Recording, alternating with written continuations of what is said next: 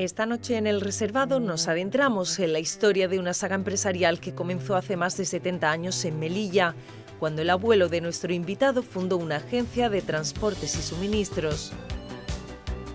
Una aventura que siguió engrandeciendo su padre, hasta convertirse en uno de los principales emprendedores de la plaza africana. Fue ya la tercera generación la que, obligada a cruzar el estrecho, comenzó la conquista de Málaga. ¿Quién no ha comprado algún electrodoméstico en Juan Lucas? Pues hoy nos visita Santiago Lucas, presidente de Top Digital, la empresa matriz que ahora agrupa las populares tiendas, quizá la división más conocida de la compañía, además de un sinfín de nuevas actividades que pilota ya con acierto la cuarta generación de la familia.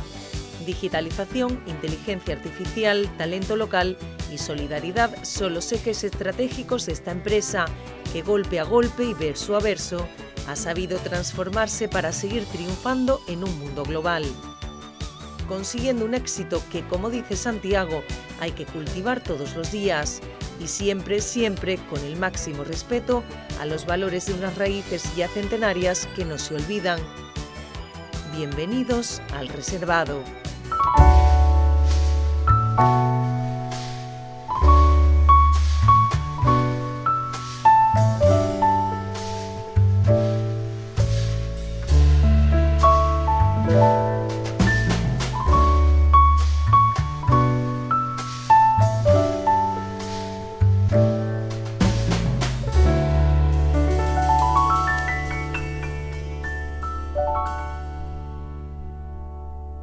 Hola Santiago, ¿qué tal? Encantado de tenerte aquí en El Reservado.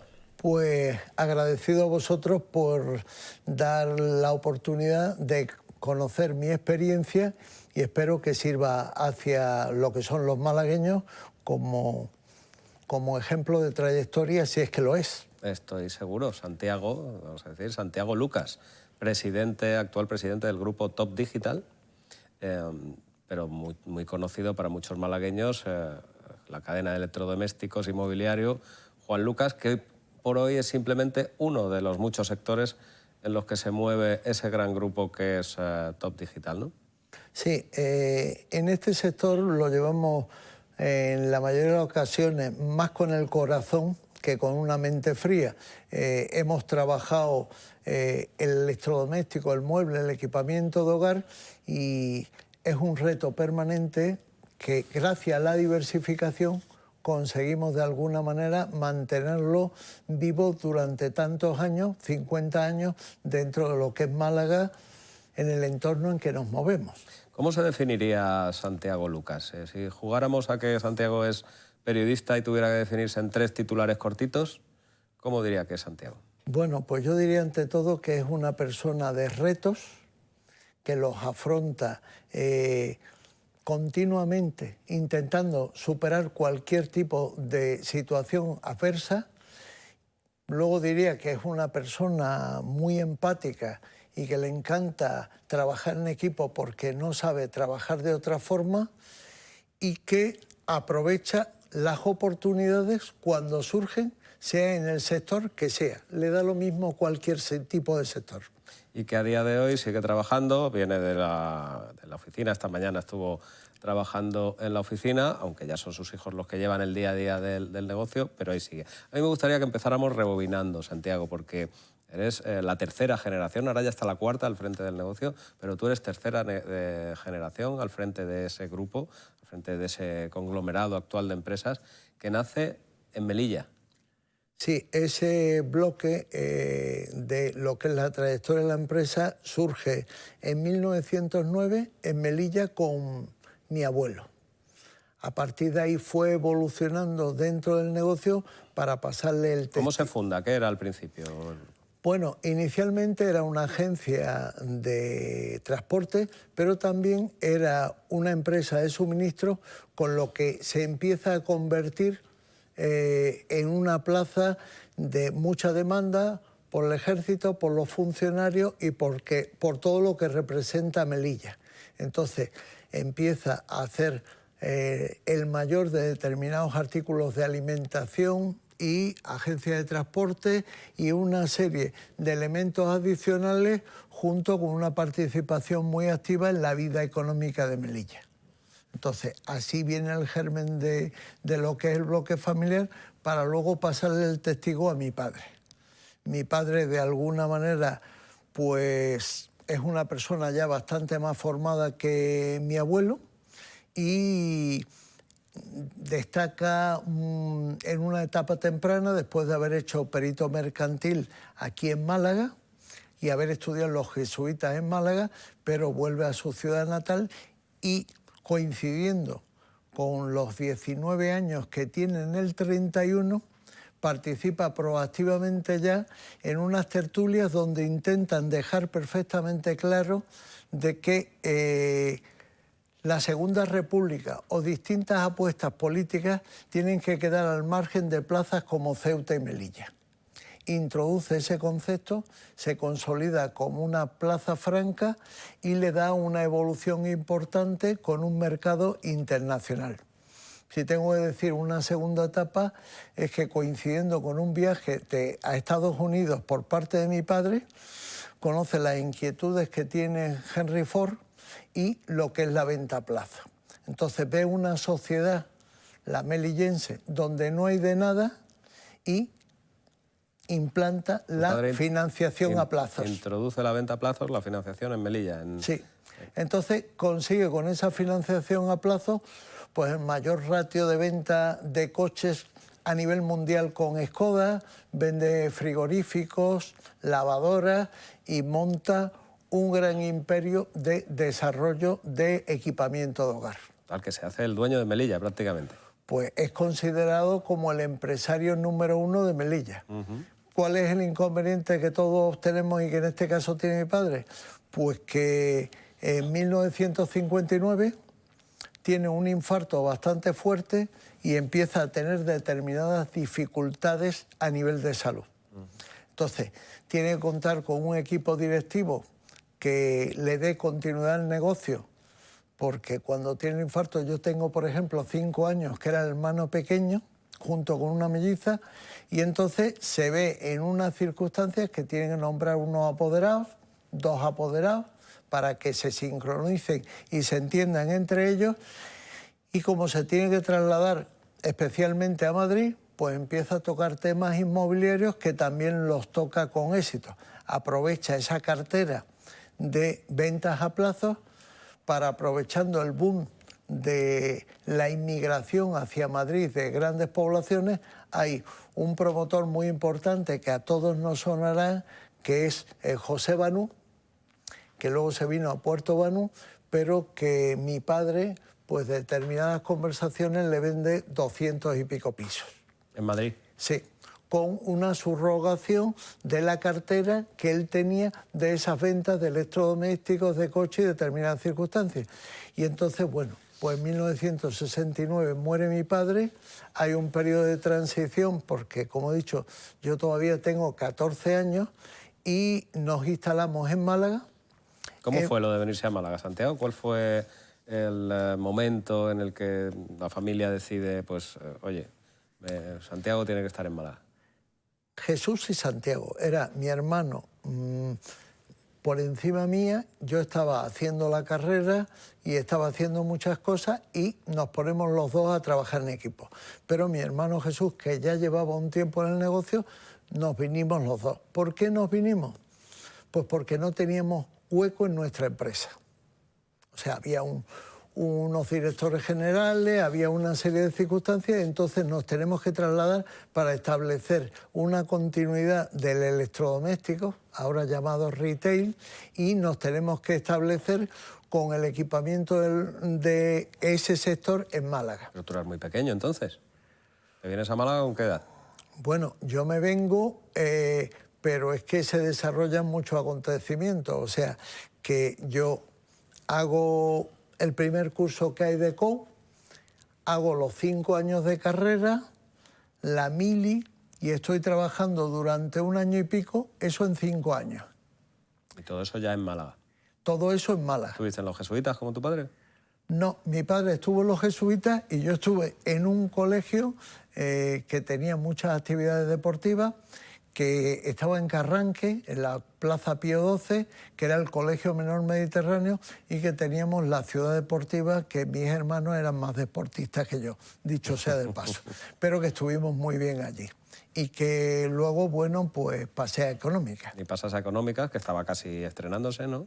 La facultad. Bueno, estaba en una época gloriosa porque a mí me dio clase Tamames, que a todos nos sonará, ¿entiendes? Díez Nicolás, Polo, hubo una serie de catedráticos muy buenos que aprendí mucho. ¿Qué recuerdas de la facultad? ¿Qué es lo que más te marcó? Mira, uno de los profesores que más me marcó fue un profesor de Historia Económica, porque independientemente de que uno pueda aprender Derecho Civil, Mercantil, Econometría o 20.000 historias, este señor me enseñó a valorar dialécticamente todas las civilizaciones. Y lo que te permitía de alguna forma era saber que después del éxito siempre viene el fracaso. Y hay que estar muy pendiente de ese éxito para no caer en la rutina y que lleguen otras empresas, otros mercados y te pasen por encima. Entonces, esa ha sido una constante para mí. Diversificando, planteando muchas líneas de negocio que hemos ido trabajando. Pero desde luego yo les recuerdo a mis equipos que se olviden del Olimpo. ¿Qué llamo yo el Olimpo? Pues cuando uno se relaja con el éxito. Y el éxito hay que estar cultivándolo todos los días. Recuerda que eres mortal, que le decían al César, pero en este caso a la empresa, ¿no? Sí, este profesor se llamaba Carlos Monter y le llamaban el Loco. Pero a mí me enseñó mucho. ¿Y el Loco por qué? Pues porque era una persona muy impulsiva, que transmitía unos mensajes, pero desde luego nos hacía analizar primero la historia económica, pero luego cualquier tipo de situación, que yo lo llevo haciendo a día de hoy. Y entonces te permite prever distintos acontecimientos. Bueno, Santiago, tú habías mamado lo que es el mundo de la empresa desde muy pequeñito y, lógicamente, ya estudiando económicas, lo que estaba claro es que no te ibas a dedicar a otra cosa que no fuera tu empresa, ¿no? ¿Lo tuviste claro siempre? Lo tuve siempre claro porque si hay un mensaje que nos trasladó nuestro padre es que por muchas cosas que pudieras tener, lo que tenías que tener eran retos en la vida. Y esos retos son para mí constantes en cualquier época o edad. Yo se lo puedo trasladar a una persona del equipo mío de que tiene que estar satisfecho con lo que hace. Tiene que tener una conciliación familiar, tiene que tener determinadas circunstancias, pero lo que tiene que tener claro es que cuando afrontamos un proyecto, y el proyecto nuestro era salir adelante en Málaga sin apenas recursos, habiendo renunciado a un porcentaje a favor de esos gerentes y tener éxito dentro de un proyecto dejándote todo dentro de eso. ¿Y cuál fue ese reto, Santiago? ¿Cómo cristaliza tu primera aventura personal con tu hermano empresarial? Bueno, pues primero se consolida teniendo un nivel de facturación y un nivel de ingresos que nos permitía una posición consolidada. Pero una posición, un nivel de ingresos que no lo hemos contado, con la primera tienda de Juan Lucas, si no me equivoco. Sí, con la primera tienda de Juan Lucas. ¿Que estaba dónde? Estaba en Armengual de la Mota. Muchos se acuerdan de ella. Sí.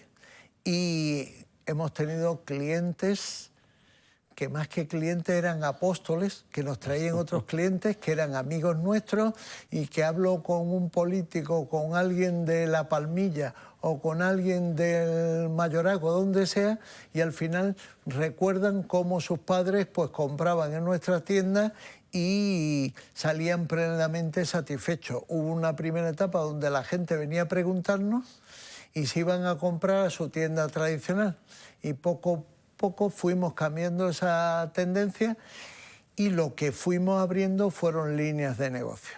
Líneas de negocio donde hemos sido pues distribuidores de leche, de bebidas refrescantes, importadores de pescado, imprentas, constructoras, promotoras. Hemos tocado muchos sectores que nos han dado muchas posibilidades dentro de la diversificación que siempre hemos planteado. Y cuando había una oportunidad, había un negocio para afrontarlo hacia futuro. O sea, que no os quedasteis quietos, aunque vendíais frigoríficos, lavadoras, mobiliario y demás, la mente siempre estaba ahí pensando en cuál iba a ser el siguiente paso, ¿no? Sí, o sea, eso era decir, mira, ya que me he quedado con una subasta de una planta de gaseosas, ¿cómo la voy a poner en marcha? Si es que la pongo en marcha, pero me voy a hacer delegado de una central lechera de Gijón, de unos vinos de La Mancha, de otros de La Rioja, de unos zumos, y montas un negocio y lo desarrollas, luego lo realizas, pero te ha permitido un salto hacia adelante. Ese es uno de los muchos ejemplos donde a lo mejor aprovechas otras oportunidades, que haces unas promociones de vivienda y te instalas en Marruecos con la fábrica más importante de bolquetes de Marruecos, o haces determinados proyectos donde te dedicas a comprar y vender suelo en muchas alternativas. Pero al final es eso, siempre manteniendo lo que son los electrodomésticos, porque los llevamos más en el corazón que en otro tipo de negocio, para luego en un futuro haber evolucionado muy especialmente en el 95 a finales con la telefonía móvil. Hablaremos de ello ahora, Santiago, pero me interesa. ¿Santiago sabe cuál es el electrodoméstico que más ha vendido en su tienda de Juan Lucas históricamente? Joder, qué buena pregunta, ¿eh? Mira, nosotros hemos tenido marcas durante muchos años que la mayoría de vosotros no las conoceréis, como ha podido ser Vanguard o Lavis o determinados. ¿Qué es lo que pasaba? Bueno, pues que tú montabas estrategias. Unas te daban la rotación y otras te daban el margen. Entonces, montabas sistemas de incentivos donde un producto podía ser muy semejante, pero cuando vendías uno de esos productos a lo mejor conseguías un resultado distinto. Nosotros, pues el grupo BSH, Balay histórico, hemos vendido y quizás haya sido uno de los proveedores emblemáticos históricos nuestros, pero ha habido muchas marcas y muchos productos. Y Juan Lucas empieza también un proceso de expansión, que no se quedó solo en la tienda de Armengol de la Mota, ni mucho menos. Sí, ese proceso se ha ido consolidando a lo largo de los años, porque nosotros empezamos en los 80 a entrar en grupos de compras que eran necesarios y entramos con un grupo en Granada que en un año pues le pegamos una evolución importante. Mi hermano se metió en la parte comercial y yo me metí en todo el área de reorganización, compra de unas nuevas instalaciones y una reestructuración, y estuvimos trabajando en esa línea de electrodomésticos que luego hemos formado otros grupos a los que pertenecemos en electrodomésticos, pero también hemos estado en el grupo más importante que ha habido a nivel de mobiliario. Ese grupo de mobiliario, que tenía casi 600 tiendas y 200 y pico socios, la presidencia la llevé yo durante 8 años. Entonces, al final entiendes de todo y no entiendes de nada, porque al final entiendes de leche, de gaseosas, de vinos, de zumos, de productos lácteos o de lo que sea. Pero al final vas adquiriendo, porque los negocios al final lo que tienes que tener es un objetivo muy claro, llevarlo a ultranza, y si hay épocas de declive, pues coger impulso para avanzar dentro de estos conceptos, pero al final cuando eres constante el éxito acompaña. Lo que no te puedes venir abajo nunca y tienes que sacarlo adelante. A día de hoy, Santiago, ¿crees que la tienda física tiene futuro con todo el fenómeno que estamos viviendo de venta por internet? Vamos a ver, nosotros estamos trabajando mucho internet, estamos trabajando los marketplaces, tenemos líneas de desarrollo en ese negocio, y lo que estamos es transformando la tienda tradicional. La tienda tradicional, nuestras tiendas ahora mismo, tienen una serie de valores añadidos que a lo mejor no tienen otras tiendas. Podemos conseguir pues venderle en una vivienda unifamiliar una planta fotovoltaica o lo que sea necesario, o podemos de alguna manera hacerle un contrato de telefonía, o podemos buscarle una garantía de 27 productos diferenciados. ¿Cuál es el objetivo? Que nuestra oferta compite con la de internet, pero tiene la satisfacción de un buen servicio y una respuesta que, mientras que eso se pueda ir consolidando, el negocio es rentable, pero tú tienes que buscar alternativas para conseguir un volumen de facturación, porque como me has dicho al principio, la venta por Internet es una venta de impulso a margen. Y entonces, cuando trabajas con Marketplace, con Carrefour, con MediaMarkt, con Leroy, con 20.000 empresas como nosotros, con sociedades paralelas, lo podemos trabajar, tenemos que respetar a nuestros clientes. Nosotros estamos dentro del electro, en una de las 5, la quinta empresa que más factura a nivel nacional. Pero ¿cuál es el planteamiento? Que tenemos que respetar también a nuestros clientes. No nos podemos dedicar a hacer una guerra. Entonces tienen que convivir y tienes que buscar alternativas de diversificación por si unos negocios no funcionan todo lo bien que debiera. No lo sé, tenemos el ejemplo de la sostenibilidad. Es un negocio fluctuante, ya no por el apagón que tuvimos hace poco, ¿entiendes?, sino porque realmente hay una competencia tan abismal donde las empresas que pegaron un salto importante en el área fotovoltaica, pues el año pasado tuvieron caídas en rentabilidad mínimas del 60%, todas menos una. Entonces el planteamiento es que hay que tener mucho cuidado, porque hay que diversificar pero controlar los riesgos, porque no siempre vas a tener unas ayudas, unos planteamientos, y ahora mismo está el tema candente con la vuelta a la nuclear o con determinadas circunstancias, que todo hay que valorarlo y hay que tener los pies muy en el suelo. Porque la energía es uno de esos ámbitos, uno de esos sectores en los que ahora está presente el grupo que preside, Santiago.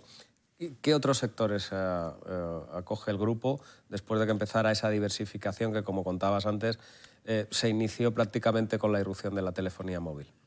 Vamos, nosotros la telefonía móvil evolucionamos mucho, consolidamos una posición de número 1 dentro de Vodafone España, pero el mercado maduró pronto. Si tenemos en cuenta que en el 99, coincidiendo con una feria de Sevilla, me decía el actual presidente de Iberdrola, visitando la feria de Sevilla, que habíamos firmado un acuerdo. Hoy por primera vez las líneas móviles en abril del 99 superaron a las líneas fijas. El negocio ha perdurado, pero la agresividad del sector que hay ahora mismo lo hizo madurar. Pero nosotros ese sector no lo hemos dejado. Nosotros cuando renunciamos a nuestras tiendas propias, que eran unas 170, a 230 franquiciadas, que completábamos un paquete casi de 400 tiendas, primero subrogamos... Muchas nóminas esas, ¿no, Santiago? Sí, muchas nóminas que afortunadamente las salvamos, porque subrogamos el 100% de las tiendas a otros distribuidores. Tuvimos determinados ajustes de responsables de zona y determinadas circunstancias, pero fue un efecto menor. Entonces, ¿cuál era? Era el momento de salir de un sector, pero salir y no salir. Nosotros el concepto de franquicia lo hemos desarrollado y potenciado en desarrollos de software. Nosotros tenemos los sistemas de gestión más potentes posiblemente dentro de la telefonía a nivel nacional. Hemos desarrollado unos sistemas que implementamos por inteligencia artificial desde que llega un lead hasta el último destino de ese lead y la rentabilidad en función de la antena, quién genera el alta o cómo está, y todo eso lo controlamos con inteligencia artificial y vendemos unos recurrentes y unos servicios a esas empresas. ¿Todo eso desde Málaga?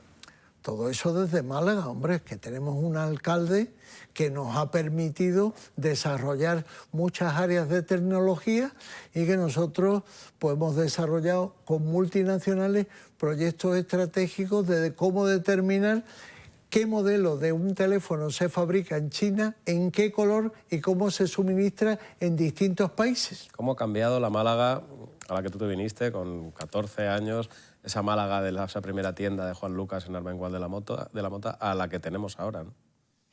Es totalmente distinto. O sea que la Málaga de aquella época era la de coger un autobús e irse a Torremolinos o al Pez Espada o a la discoteca Piper o a determinados temas.